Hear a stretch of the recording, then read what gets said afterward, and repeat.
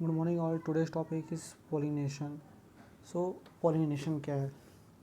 Pollination एक process है जिसमें जो पॉलन ग्रेन होते हैं वो एंथर से दूसरे फ्लावर के स्टिग्मा में मूव करते हैं, ओके, ट्रांसफ़र करते हैं। So here we can see the transfer of pollen grain from anther to the stigma of a pistil is called pollination. Okay.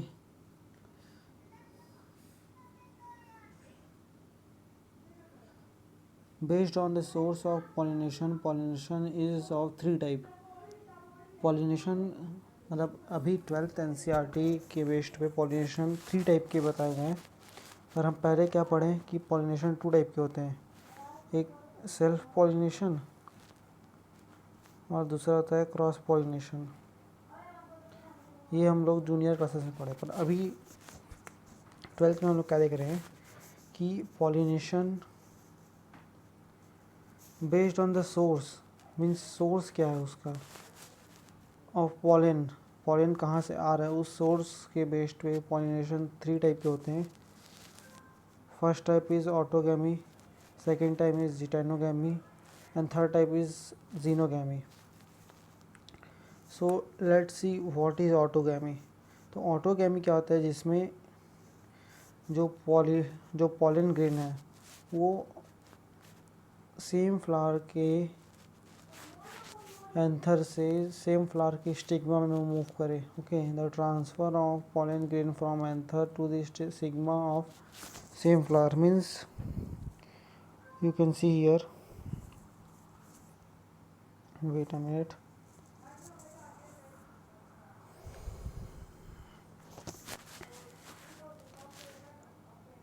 here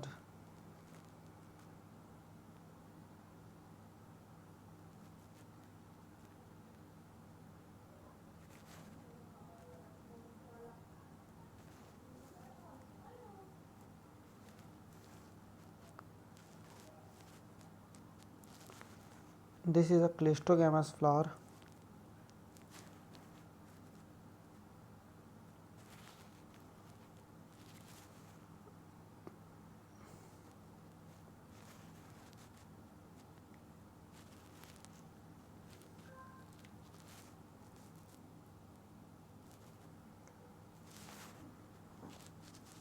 Okay, this is a cleistogamous flower where this is a anther and this is a stigma. Okay, so here pollen grain moves to the stigma from the anther of the same flower. So this is the example of autogamy.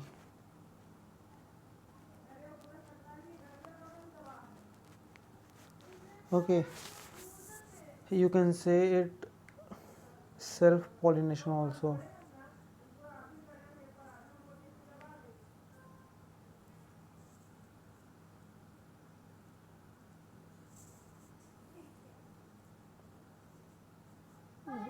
Self pollination means it is example of self pollination. Okay, now let's see what is, okay, let's see requirement. So synchrony of pollen release and stigma respectively means, देखिए जब pollen grain anther से release हो तो stigma should be mature to take the pollen grain, means दोनों साथ में mature होना चाहिए और पर्टिकुलर टाइम में pollen grain स्टिग्मा में पहुंचना चाहिए। Okay, closeness of stigma and anther. So here what we are saying that इसका कंडीशन क्या है कि सेम फ्लावर में होना चाहिए। Okay, same flower. सो अगर flower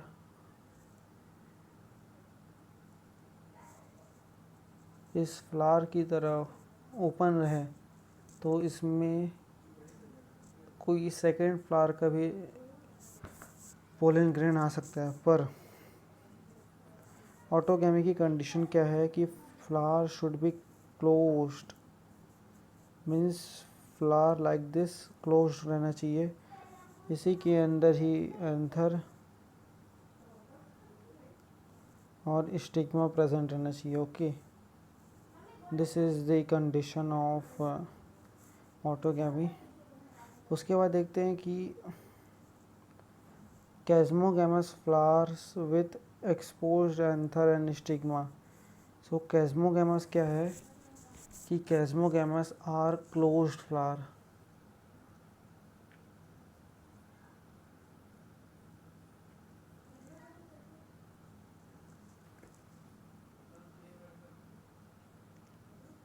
closed flower. Okay, now cleistogamous flowers which do not open at all, means flower बिल्कुल भी ओपन नहीं होना चाहिए, अदरवाइज कोई सेकंड फ्लावर का पॉलन ग्रेन इसमें आ सकता है। Okay, and cleistogamy is disadvantage because there is no change of variation. So as we can see here,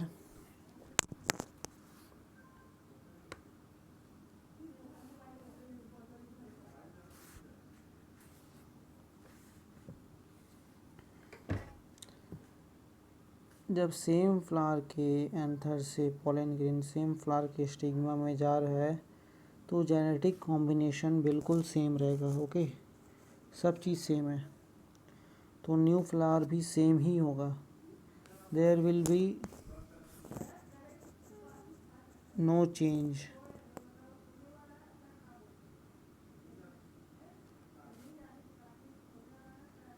so it do not cause any variation. So this is one disadvantage. एक advantage भी होता है उसका कि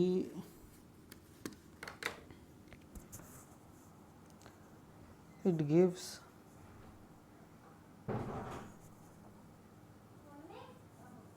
confirm seed set, means इसमें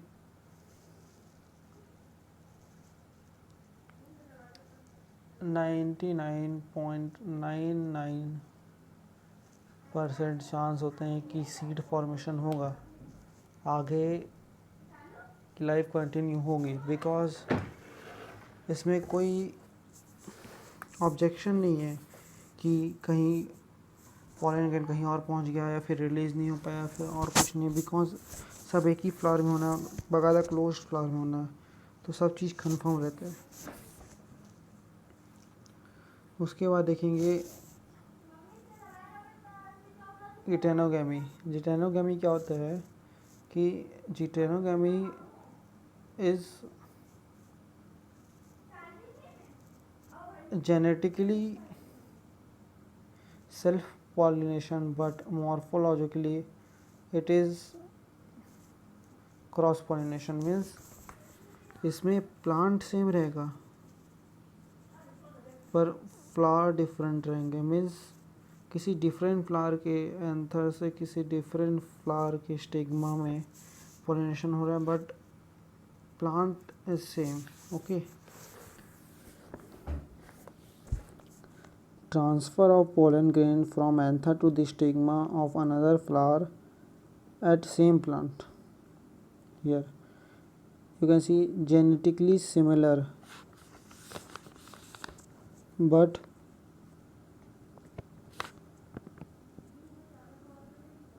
morphologically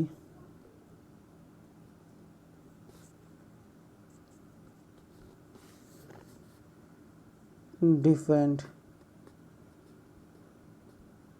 morphologically cross pollination. Now let's see what is xenogamy. So Xenogamy is transfer of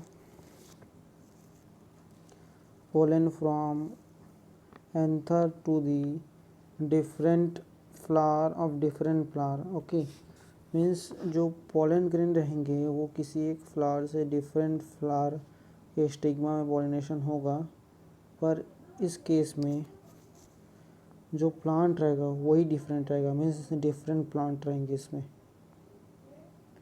this is xenogamy. Here genetically different pollen grains brought to the stigma. अब देखो, किसी x plant से वो किसी Y plant में जा रहे हैं, दोनों का जेनेटिकल डिफरेंस है तो वेरिएशंस आएंगे, तो it is helpful for variation.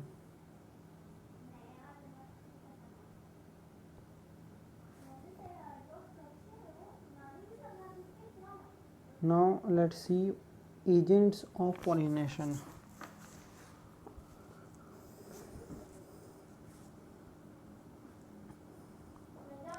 So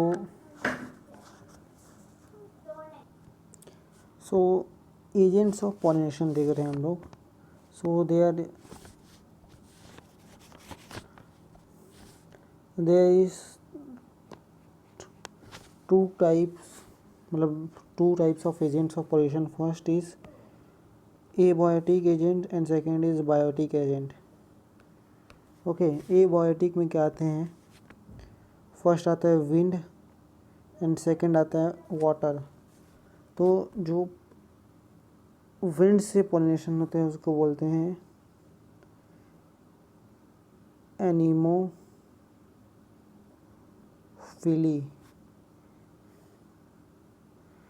नाम पे मत जाना कि एनिमल लिखा है, इसको एनीमोफिली बोलते हैं. ओके, एंड वाटर को क्या बोलते हैं? हाइड्रोफिली.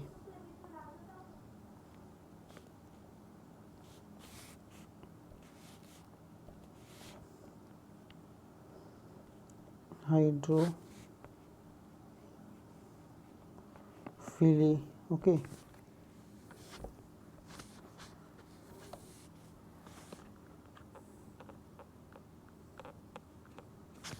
उसके बाद देखते हैं what is abiotic agents. So abiotic agents में आते हैं insect, bird, bat, reptiles, mammals. So insects से जो पॉलिनेशन होता है उसको बोलते हैं एंटीमोफिली.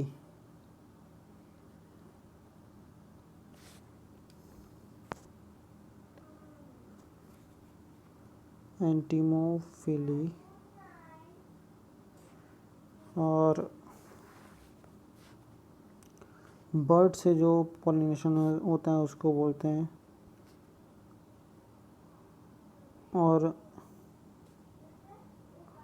ऑर्निटोफिली. और जो बैट से पॉलिनेशन होता है उनको बोलते हैं, वेट अ मिनट,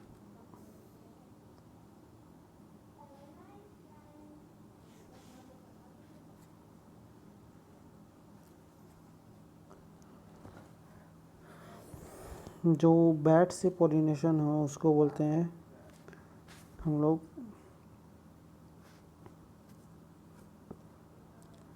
क्रियोपैट्रियोफिली.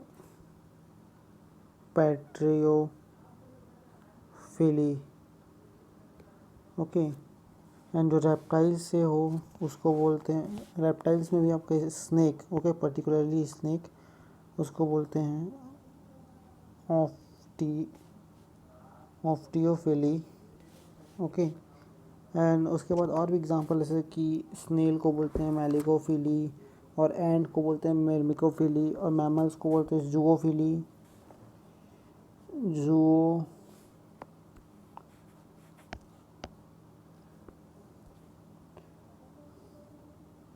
जूओफिली. उसके बाद देखते हैं कि what are the adaptation in the flower of pollination. So जो विंड पॉलिनेटेड फ्लावर रहेंगे तो उसके जो पोलन ग्रेन रहेंगे वो हल्के होंगे ताकि विंड से उड़ सके सीयर लाइट नॉन स्टिकी, कहीं भी चिपक ना जाए, और विंग्ड, उसमें मतलब थोड़ा बहुत प्रोजेक्शंस रहेंगे जो कि विंग का काम करेंगे ताकि वो इजीली फ्लो हो सके, लाइक दिस। ओके। उसके बाद जो एंथर रहेंगे वो वेल एक्सपोज मीन्स अच्छी तरह से खुले रहेंगे, like this. Wait a minute, ऐसे करके उसके एंथर रहेंगे ताकि हवा के मदद से अच्छे से उड़ सके उनके पोलन ग्रेन। स्टिग्मा रहेंगे वो लार्ज मीन्स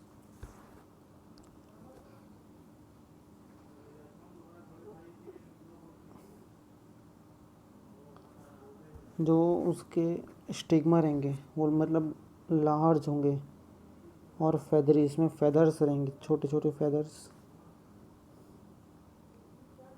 लाइक दैट। जैसे कि अगर पॉलन ग्रेन उड़ते उड़ते आए तो उसको कैप्चर में स्केच कर सके। ओके। और जो फ्लावर रहेंगे वो वन ओव्यूल, क्योंकि बहुत सारे ओव्यूल रखने का फ़ायदा है नहीं, क्योंकि हवा में उड़ के आ रहे तो क्या रहता है कि कंडीशंस मीन्स किस्मत रहता है उनका कि किस्मत से मिल जाए एक या दो, ऐसा टाइप का। तो बहुत सारे रहेंगे, सबका रिक्वायरमेंट फुलफिल नहीं हो पाएगा, तो कोई मतलब ही नहीं है उनको बनाने का। उसके बाद अरेंज्ड एज इनफ्लोरेसेंस, और पर्टिकुलर एकदम अरेंज एकदम लाइन से मैनर में रहेंगे ताकि कोई एक चांस आए तो अच्छे से कैप्चर कर सकें उसको। एग्ज़ाम्पल देख सकते हो, corn, cob, cotton, date plum. Means corn आपका जो भुट्टा देखते हो वो कॉटन हो गया, डेट प्लम मीन्स खजूर होता है।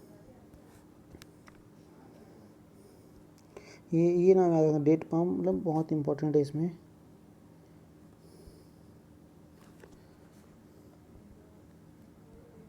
खजूर। उसके बाद देखते हैं एडेप्टेशन ऑफ वाटर पॉलिनेशन। सो इसमें ब्रायोफाइट्स, शेडोफाइट्स, एल्गी ये सब आते हैं कॉमनली। तो अब वाटर पॉलिनेटेड प्लांट्स जो रहेंगे उनका एडेप्टेशन क्या होना चाहिए।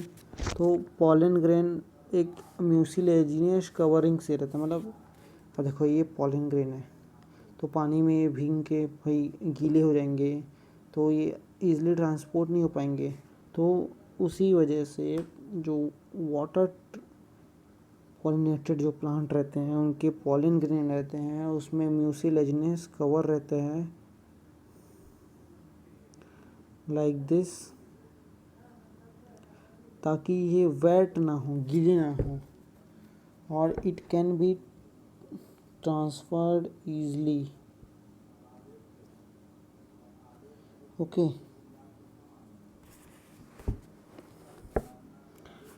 Main features of water and wind pollinated plants are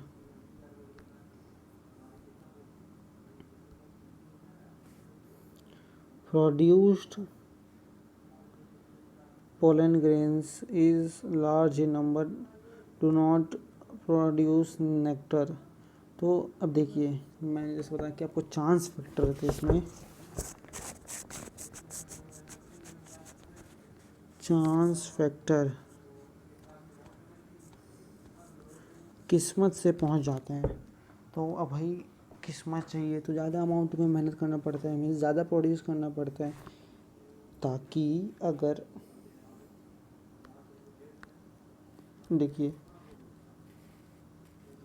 बहुत सारे जब पॉलन ग्रेन रहेंगे ऐसे ऐसे ऐसे ऐसे, तो यहाँ पहुँचना है तो सब तो नहीं पहुँच पाएंगे, कुछ पहुँच पाएंगे, एक आध दो। तो वही उसको लार्ज अमाउंट में प्रोड्यूस करना पड़ता है। और इन प्लांट में क्या रहता है कि they do not produce nectar. What is nectar? Nectar is a sugary substance, Sugri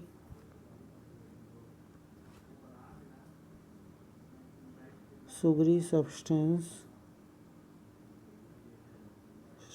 produced by plant to attract pollinators, insect को अट्रैक्ट कर सकें, इसलिए प्रोड्यूस करना पड़ता है। पर भाई विंड और वाटर पॉलिनेटेड पॉलिनेशन हो रहे हैं जिसमें आपको किसी भी एजेंट की ज़रूरत नहीं, तो भाई उनको क्यों रिश्वत दें, मीन्स उनको क्यों नेक्टर दे, और जब नेक्टर देना नहीं तो प्रोड्यूस ही क्यों करें। तो ये रहते हैं इनमें इनका कुछ मेन फीचर्स रहते हैं सब। उसके बाद देखते हैं इंसेक्ट पॉलिनेटेड प्लांट। तो ये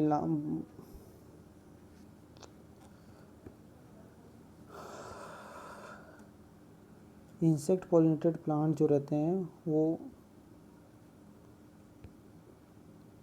लार्ज होते हैं, कलरफुल होते हैं, फ्रेगरेंट होते हैं, रिच एंड नेक्टर होते हैं। मीन्स बड़े बड़े होते हैं ताकि दूसरे इंसेक्ट को प्रोटेक्शन प्रोवाइड कर सके, कलरफुल रहते हैं ताकि अट्रैक्शन प्रोवाइड कर सके, फ्रेगरेंट रहते हैं ताकि खुशबू से अट्रैक्ट हो, और रिच इन नेक्टर। भाई सब बुला लिए, ठीक है, आपको उसको अच्छा सा ऑफर दे दिया, और भाई खुशबू देंगे, सब देंगे, ऐसा ऐसा करके, पर वहाँ पहुँचे उनको भाई कुछ मिले नहीं, वहाँ खाने पीने को नाश्ता वास्ता कुछ नहीं मिला, तो फिर कभी नहीं आएंगे।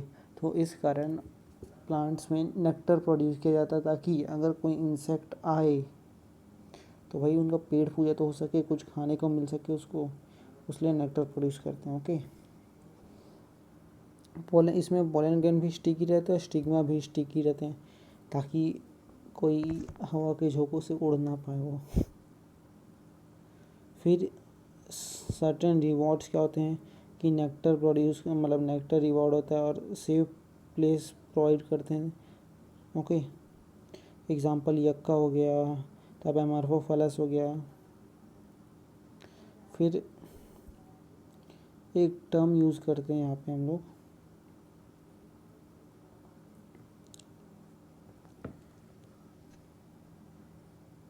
नेक्टर रॉबरर, मीन्स नेक्टर चोरी करने वाले। तो ये क्या होते हैं कि देखिए कुछ प्लांट होते हैं कि कुछ इंसेक्ट होते हैं कि वो प्लांट के पास गए नेक्टर लेने के लिए, नेक्टर ले भी लिए, पर उनके पोलन ग्रेन्स को दूसरे प्लांट के पास नहीं ले जाते हैं। मीन्स नाश्ता तो कर लिए लेकिन काम नहीं किए, तो इसको बोलते हैं कि pollen robbers. Okay, nectar robbers बोलते हैं इसको। फिर देखते हैं आउट ब्रीडिंग डिवाइसेस। तो आउट ब्रीडिंग डिवाइसेस क्या होते हैं कि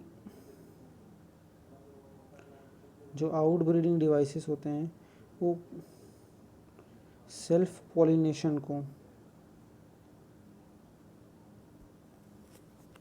डिमोट करने के लिए और क्रॉस पॉलिनेशन को प्रमोट करने के लिए यूज़ करते हैं। ओके, ताकि वेरिएशन आ सके। ओके, तो क्या क्या मतलब इसमें होता है देखते हैं कि ways to avoid self pollination. तो pollen release and stigma receptivity non synchronized means anther mature हो गया, पोलन ग्रेन रिलीज हो गया, पर वहाँ पे स्टिग्मा मैच्योर ही नहीं है उस पोलन ग्रेन को लेने के लिए। तो इस कंडीशन में पोलिनेशन नहीं हो पाएगा। या फिर स्टिग्मा मैच्योर हो गया, okay I am ready, but जो एंथर है वो खुद मैच्योर नहीं हुए, पोलन ग्रेन प्रोड्यूस नहीं कर पा रहे हैं, तो इसमें भी पोलिनेशन नहीं हो पाएगा। फिर क्या देखते हैं,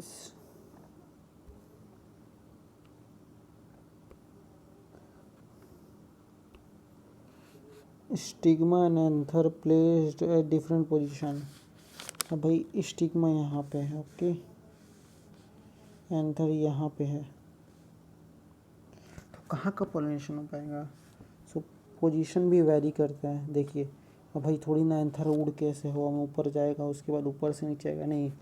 अगर स्टिग्मा यहाँ पे है और एंथर यहाँ पे है तो बन सकता है कि वो ड्रॉप हो जाए उसमें, पर इस कंडीशन में नहीं हो पाएगा। उसके बाद देखते थर्ड पॉइंट क्या है, self incompatibility. Means anther release हो रहा है, स्टिग्मा में पहुँच रहा है, सब हो रहा है, ओके, सब पोलिनेशन हो गया, पर जो पोलन ग्रेन है वो स्टिग्मा के अंदर, मीन्स फर्टिलाइज करने के लिए अंदर नहीं जा पा रहा है, उसके लिए कैपेबल मीन्स उसके लिए वो करेक्ट नहीं है, ठीक। तो उसको स्टिग्मा रिजेक्ट कर दे रहे हैं। इसको बोलते हैं सेल्फ इनकम्पैटिबिलिटी, जो खुद के ही आंसर को मतलब रिजेक्ट कर दे रहे हैं। उसके बाद देखते हैं प्रोडक्शन ऑफ यूनिसेक्सुअल फ्लावर। तो अगर यूनिसेक्सुअल फ्लावर प्रोड्यूस हो रहे हैं तो पूरी बात ही खत्म हो गई। जब ये एक मेल फ्लावर है और ये एक फीमेल फ्लावर है, तो मेल फ्लावर के अंदर से फीमेल फ्लावर की मीन्स स्टिग्मा में जब पॉलन ग्रेन जा रहे हैं, तो ये तो साफ साफ क्रॉस पॉलिनेशन हो गया। तो इसमें कोई सेल्फ पॉलिनेशन नहीं हुआ, तो ये भी एक मीन्स डिवाइस है, आउटब्रीडिंग डिवाइस।